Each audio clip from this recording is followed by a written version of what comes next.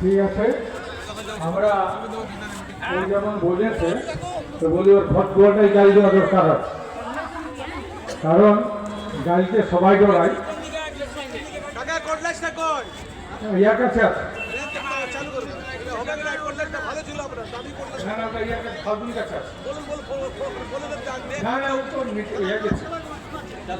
আমরা আদিবাসী কর্মী সমাজ অবশ্যই প্রশাসনকে শ্রদ্ধা ও সম্মান জানায়। আর সম্মান ও শ্রদ্ধা জানায় মানে নিশ্চয়ই ও আমার মাথায় পা দিবেন না, নিশ্চয়ই পা দেওয়া উচিত নয়। আজকে এডিএম ডি যে ব্যবহার করেছে এটা আজও পর্যন্ত আমার জীবনের কোনো ডেপুটেশনের কোনো অফিসার, কারণ আমার বয়স এত হইল, বহু প্রশাসনের কাছে দরবার করেছি। এডিএম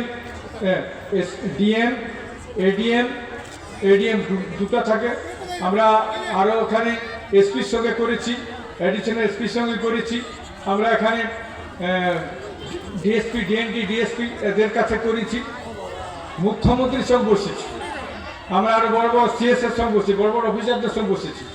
কিন্তু এই ধরনের ব্যবহার তো আমরা আশা করি নাই। আপনার পরিচয়টা আপনার ব্যবহার, আপনি কত ভালো লোক ওঠেন, পড়েছেন কত, এটা কেউ কাউকে সার্টিফিকেটটা ফিটটাই নিয়ে ঘুরে নাই কেউ, ব্যবহারটা সবার উপরে। আজকে আমরা আদিবাসী কর্মী সমাজের পক্ষ থেকে আমাদের প্রতিনিধি যাইছি। আদিবাসী কর্মী সমাজের সাথে আপনি আলোচনা করছেন, যে দাবিগুলো আমরা জানাবো সেই দাবির পরিপ্রেক্ষিতে আপনি কথা বলবেন। 1 নম্বর দাবি, 2 নম্বর দাবি, 3 নম্বর দাবি, 4 নম্বর দাবি, 5 নম্বর দাবি।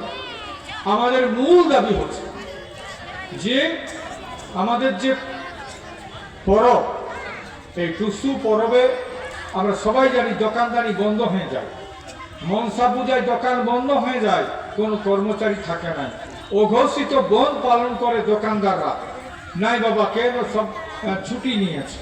তো আমরা এই পরবটায় কেউ থাকবে না ঘরে, আমরা সেই পরবটা ছুটি মারতে এসেছি।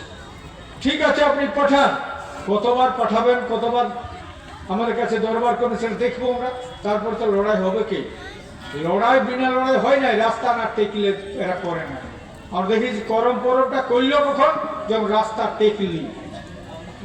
আমরা যদি রাস্তা টেকতে পারবো, আজ আমরা প্রথমটা জানালি, আমরা মিছিল করলি, আমরা মিছিল করে ডেপুটেশনটা আমাদের প্রতিনিধি পাঠালি, এরপর আর ডেপুটেশন যাবো না, আমরা রাস্তায় রাস্তায় বসবো। ঠিক আছে না?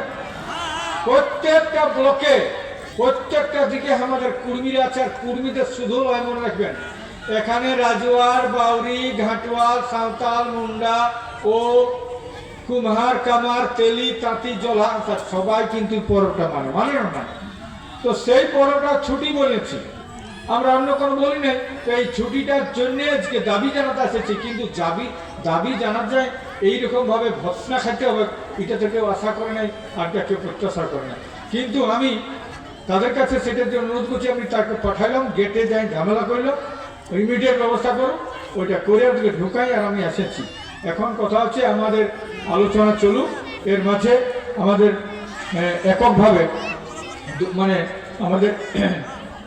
আমাদের যে ইয়ার আছে, আমাদের মহিলা শিল্পীরা আজ টুসু পরবঠে এক একজনের করবে। তো আমাদের অঞ্জনা বোন আছে, অঞ্জনা বোনে আমাদের একটা কিছু বক্তব্য রাখবে 10-15 মিনিট, আর তারপর নিজের সময়টা দেবে।